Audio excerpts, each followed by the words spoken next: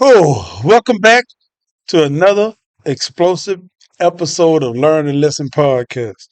Today, we have the privilege of sitting down with someone who wears many hats in service to our community.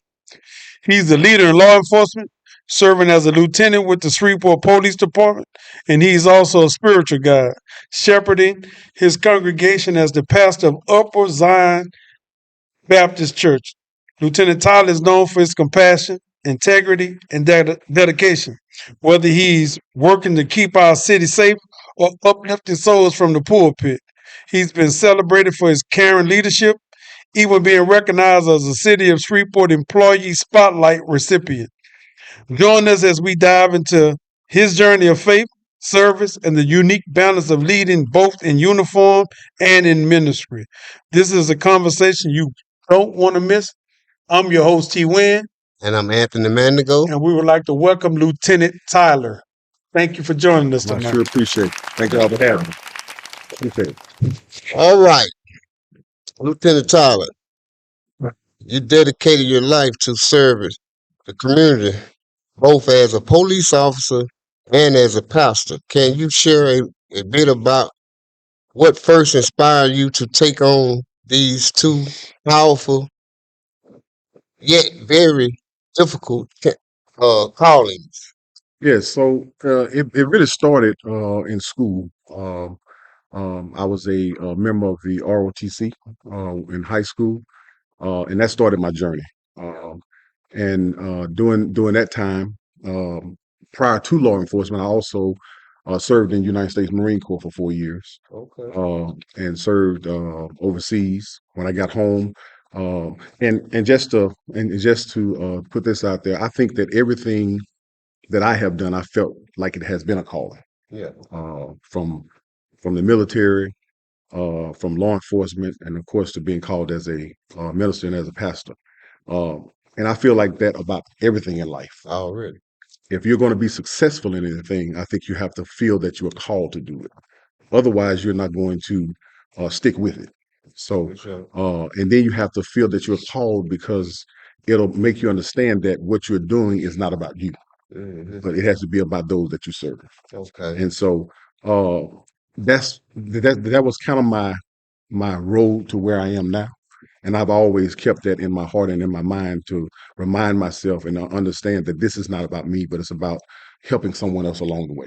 Already. Mhm. So what high school you went to? I started at of course I grew up on the Cooper Road. Okay, Uh, Cooper Road. I grew up on Montana Street. Okay, I know that Went to North Side, Lanier, and Green Oaks. Yeah, okay. After my sophomore year, we moved. And I ended up graduating from Norfolk.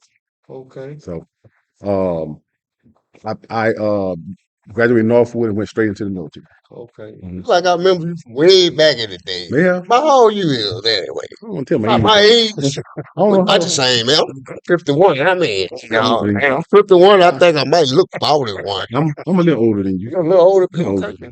You're 4 years older. Yeah, a couple of years.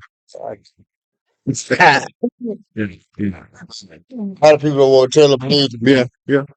Yeah, no, I'm 53. So 53. That's what's up. mhm. That's what's up. I'd like to ask this. Um, Coming from the Cooper Road, Mhm. where we know there's not a really, really good relationship. Well, back when you was coming up, because we came up in the same era, Mhm. a relationship between the police and a regular person from the Cooper Road Mhm. wasn't usually too good. Mhm. I know you went to the military, so it kind Mhm. of like changes your view a lot because you serving your country, and that dedication to your country is more than just like with me. Mhm. If I was being from the same neighborhood, my dedication is to our neighborhood. Your dedication becomes to your country because of being retrained and making you see things differently. Mhm. What do you think would make relationships better between black communities in general and law enforcement? Well, I think what we're trying to do now, and I think it's starting to happen, is the first thing we have to keep in mind. Well, and I can speak for myself. although I served in the military and I am a police officer, I grew up on the Cooper Road. I still have family on the Cooper Road. Okay.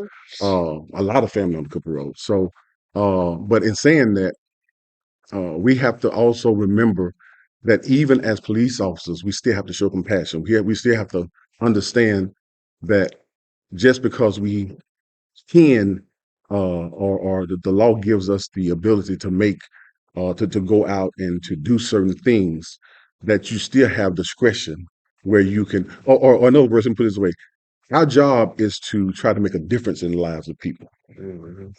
When I growing up, you used to hear kids saying that they want to be police officers. Yeah. You really don't hear that often no more. So my goal was to try to change that stigma and for kids to understand that, number one, police are not out here to just take people to jail, but we want to change, and let them know that we're here to help as well. Just to give you some a little background, when my mom was pregnant with me, 6 months pregnant with me, my grandmother was murdered. My first year on the police department, my first cousin was murdered. So, and I was on duty when that took place. So I know how it feels to have things like that take place.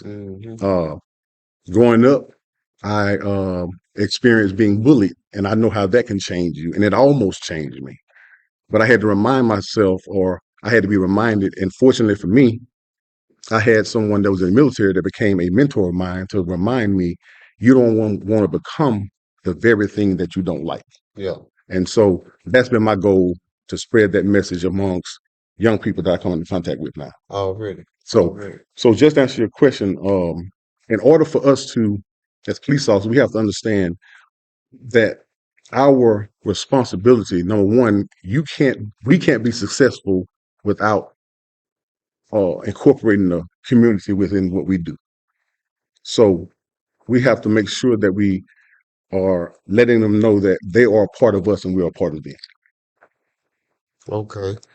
All right. So, Lieutenant Tal, how has your faith shaped your approach to leadership within the police department and in your church community? So in order for us to, or well, you asked me, so I have to make sure that regardless of who I'm dealing with, what kind of issue that I have been assigned, that I'm dealing with it in a way that is going to be beneficial to whoever it is that I'm investigating or doing whatever. So we faith is a big part, because I don't know if y'all know this. Y'all may not know the stats, but law enforcement is a profession where there is a lot of people that are leaving this profession. It's difficult now to get people to be a part of law enforcement. So, but we are, because of this stigma.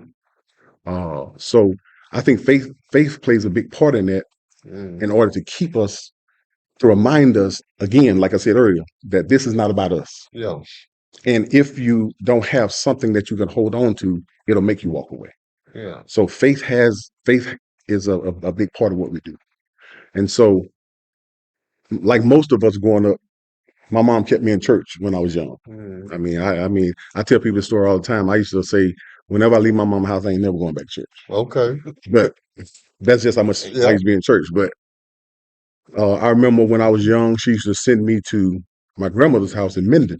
And back then, I used to think it was just old people living in Minden. But now I know why she did it, because it kept me out of trouble.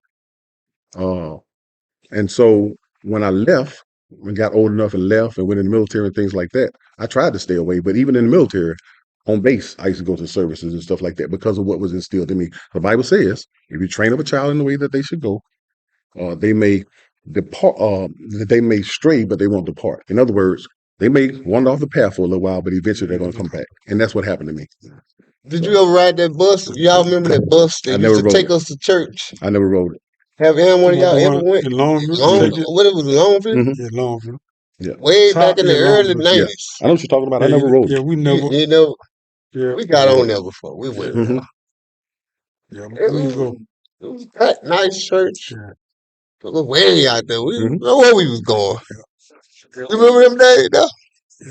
yeah. Yeah. I got a good question dealing Okay. just staying on the lines of faith. Okay. So to the listener audience, I want y'all to understand where this question comes from.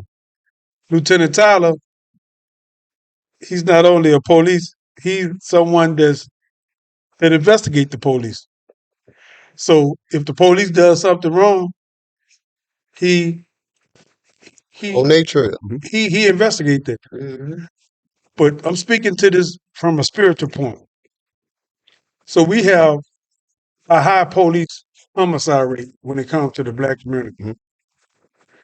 Could you, or do you think that you could, let's say a kid,